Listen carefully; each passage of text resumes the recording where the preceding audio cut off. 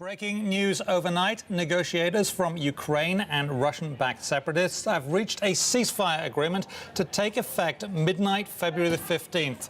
With more, WSJ's Alexander Kolyander joins us now from Moscow. Alexander, thanks for being there. Thank you. Hi. So, Alexander, what are the parameters of this? Does this mean just stop shooting?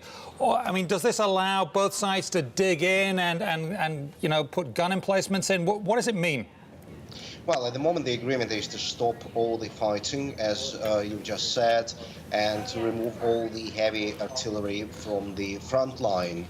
It also lists a number of measures for make this peace agreement or the ceasefire a little bit more long-lasting than the previous one signed at the end of the last year, which includes removal of all the foreign forces from the area of the conflict, some constitutional reforms in Ukraine, and some other issues, including the issue of who will patrol the border between Ukraine and Russia, the area controlled by the separatists. Alexander, within a very short time of this news coming out, we got a lot of skepticism around. I'm going to read it from our wire services. We got this within the last hour. Lithuanian president, Minsk Accord, quote, absolutely weak, won't look at Russia's sanctions stance until March, though. We've also got France's Hollande. A deal on Ukraine doesn't guarantee durable success. We continue to be vigilant. We're at a crucial moment. Everything can be decided one way or the other. It's a problem, right? There's a lot of skepticism, and I think there's a lot of fear around, isn't there? Yes, there is a lot of skepticism, and to what you just quoted, I would probably add the ruble, which strengthened a lot when the first news from Minsk came in, but now it's back where it was yesterday. So obviously the forex market doesn't believe that the ceasefire agreement will be a long-lasting one.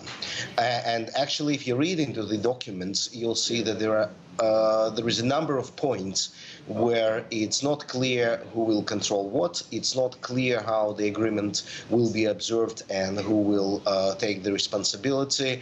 And I would say at this stage we have more questions than answers. But one thing is absolutely sure, that the leaders of Ukraine and Russia agreed on stopping all the fighting on February 15th. Yeah, midnight February 15th. It was normal traditionally to allow time for the news of a ceasefire, that it would happen, to get out into the field. But that's been that way for a very long time. But that was before modern technology devices.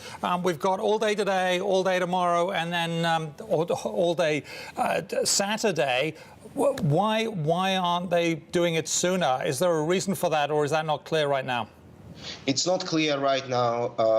Probably it's because what Russian President Vladimir Putin said, because it's not clear on the ground what's happening at one point at the front, where the information from the separatists and the Ukrainian forces differ a lot. So probably before agreeing on a ceasefire and before stopping all the fight, they need to figure out what's exactly going on the ground.